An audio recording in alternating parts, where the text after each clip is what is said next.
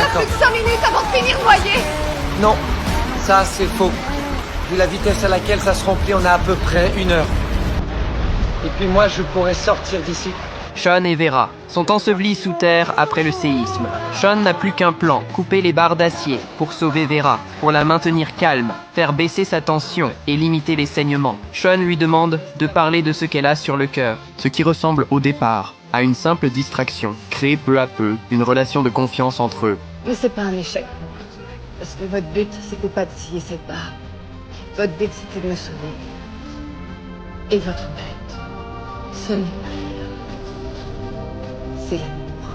Mais soudain, une violente réplique secoue tout. La situation devient critique. Sean comprend alors que couper les barres d'acier n'est plus possible. Vera lui dit de s'enfuir tout de suite. Mais Sean a une idée, bien plus radicale. Il décide d'amputer Vera. L'opération commence. Ou alors à une condition. Je veux que vous me promettiez, si jamais je ne sors pas, de tourner la page.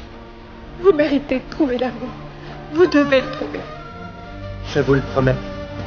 Sean demande à Léa, à l'autre bout de la radio, de compter de 1 à 180, en sueur. Dans l'eau, Sean opère contre la montre. Vera est déjà submergée. Elle perd connaissance. 3 minutes passent, mais la voix de Léa disparaît soudain de la radio. En réalité, les pompiers ont sauvé Vera après l'amputation, et Sean s'en sort, lui aussi indemne. Après avoir frôlé la mort, Sean comprend enfin les véritables intentions de Vera. Léa l'embrasse avec émotion.